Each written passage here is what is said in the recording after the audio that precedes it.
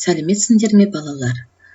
Мен Алматы облысы Алакөл ауданы Шарал қаласындағы педагог Мұхамедбай Мыңбайұлы атындағы орта мектептің бастауыш сынып мұғалімі Азылқиясова Сымбат Мұратқызымын. Бүгін біз 4-ші сыныптың математика пәні бойынша 144-ші сабағымызды бастаймыз. Ортақ тақырып ғарышкер болғым келеді. Иә, балалар, ғарышкер болу әр баланың арманы. Ал сендер ғарышкер скафандр не үшін киетінін білесіңдер ме? Оны білу үшін мына бейнероликті тамашалайық.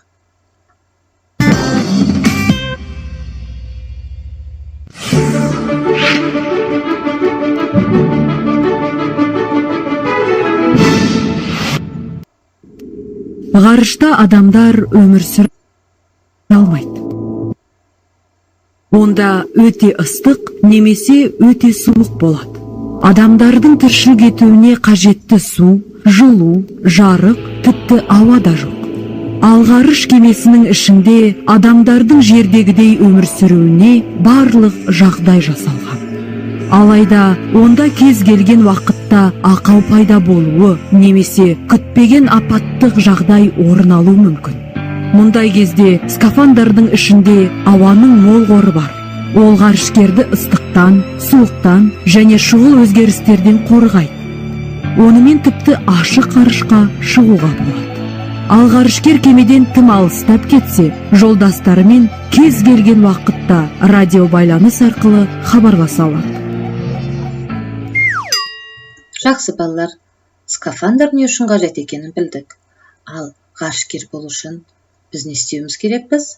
Әрине, ең бірінші сабағымызды жақсы оқуымыз керекпіз. Олай болса, сабағымызды жалғастырайық. Бүгінгі сабағымыздың тақырыбы есептеудің және есептер шығарудың тиімді тәсілдері. Сабақ мақсаты 3-4 амалмен орындалатын есептерді әртүрлі тәсілмен шығаруды, тиімді тәсілді анықтауды үйренеміз. Балалар, тиімді есептеу үшін біз көбейтудің 3 қасиетін пайдаланамыз. Мысалы, әртүрлі тәсілмен есепте саған амалдардың қандай қасиеттері көмектесті? Тіктөртбұрыштың ауданын тап. Бізге тіктөртбұрыш берілді. Ұзындығы 8 см, ені 3 см. Оның ауданын табу үшін не істейміз? Ұзындығы мен енін көбейтеміз. 8 пен 3-тің көбейтіндісі 24 см квадрат болады. Немесе ені мен ұзындығын көбейтуге болады. Ол дегеніміз 3 көбейту 8 деп алсақ.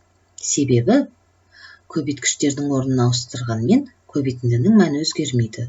Ол көбейтудің ауыстырымдылық қасиеті. Келесі.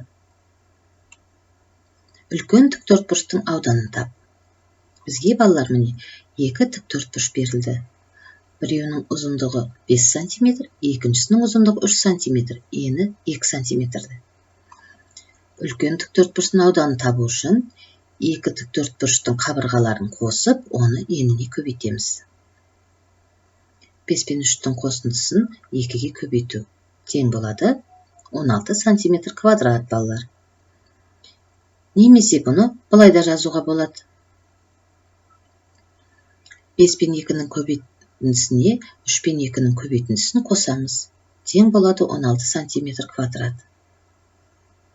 Қосындыны санға көбейту үшін әр қосылғышты сол санға көбейтіп, одан шыққан мәндерін қосуға болады. Яғни бұл дегеніміз әр тіктөртбұрышты бөлек-бөлек ауданын тауып, бір-біріне қосамыз. Бұны балалар көбейтудің үлестірімділік қасиеті дейді. Келесі, қораптың көлемін тап. Бізге қорап берілді.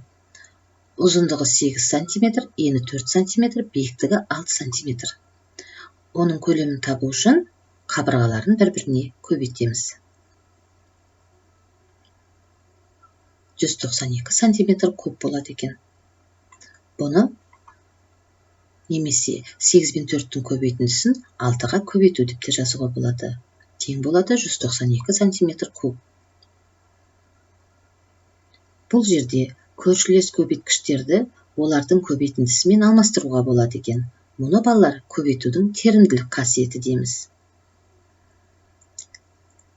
Ондай болса, мына ережені есте сақта. Тиімді тәсілді қолданған кезде сандар оларға математикалық амалдарды қолдануға ыңғайлы болатындай етіп таңдап алынады. Немесе есепті шығару барынша аз амалмен орындалады. Тағы бір мысалға қарайық. Есепті әртүрлі тәсілмен шығар. Олардың қайсысы тиімдірек? Оқушылар сарайындағы ғарышты зерттеу үйірмесіне 30 қыз бен 40 ұл қатысады. Олар топтарға бөлінді. Әрбір топта 10 баладан бар. Үйірмеде барлығы неше топ бар? Бізде қыздың саны белгілі, ұлдың саны белгілі. Және әр топта неше бала бар екені белгілі. Бұл жерде не істейміз? Әрине, қыз бен ұлдың санын қосып, оны топтағы бала санына бөлеміз. Яғни 30 бен 40-тың қосындысын 10-ға бөлеміз. Тең болады 7. Келесі амал. Қыздың санын топтағы бала санына бөліп, оған ұлдың санын топтағы бала санына бөліп, бір-біріне қосамыз. Яғни 30 бен 10-ның қосындысына 30 бен 10-ның бөліндісіне 40 бен 10-ның бөліндісін қосамыз. Яғни 3 қосу 4 тең болады 7.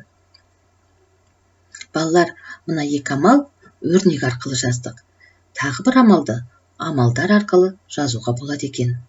Бірінші амалында қыз бен ұлдың санын қосып аламыз. Ол дегеніміз 30 қосу 40 тең болады 70. Екінші амалында 70-ті 10-ға бөлеміз. Тең болады 7. Міне балалар. Жауабы үйірмеде барлығы 7 топ бар екен. Осы тәсілдердің қайсысын пайдалансаңыздар да қателеспейсіздер.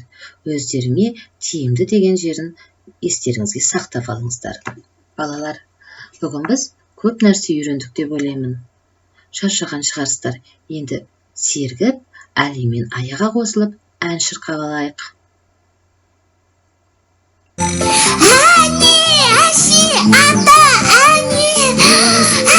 Көріп тұрмын алақа. Алыстама. Әлиміз келе жатыр. Ғарышкер келе жатыр. Нағыз батыр деген осы. Ерекесің. Құлдарым, бұлттың ар жағында не бар екен, Ая, мен саған айтсам, сенбессің. Ал айтсам, ғарыш деген білесің бе, Ая, ол сондай керемет. Арманы бар бір ғана, талабы зор баламын. Шынығумен шыңдала, тез-ақ өсіп толамын. Жұлдыздарды жағалай, айға барып қонамын. Тұңғыш тоқтар ағадай, мен ғарышкер боламын. Жұлдыздарды жағалай, айға барып қонамын. Тұңғыш тоқтар ағадай, мен ғарышкер боламын. Мен ғарышкер боламын. Міне балалар, көңілдерің көтерілді ме? Ән шырқадық ба? Жақсы. Ондай болса, үй тапсырмасына кезек берейік. Есепті әртүрлі тәсілмен шығар. Қаланың мектебінің әр сыныбында 25 бала оқиды. Егер әрбір параллельде А, Ә, Б 3 сыныптан бар болса, онда 11 жылдық мектепте қанша бала оқиды екен? Осыны шығару үшін балалар әртүрлі тәсілдерді пайдаланамыз. Оны пайдалану үшін бүгінгі сабақты өткен білімдерін көмектеседі деп ойлаймын. Жақсы балалар, бүгін біз өте көп жұмыс жасадық. Ғарышкерлер скафандрды не үшін киетінін білдік. Есептердің тиімді тәсілдерін үйрендік. Және әлимен аяға қосылып ән шырқадық. Бүгінгі сабақ сендер үшін өте көңілді болды деп ойлаймын. Олай болса, бүгінгі сабағымызды тәмамдайық. Назарларыңызға рахмет, сау болыңыздар балалар.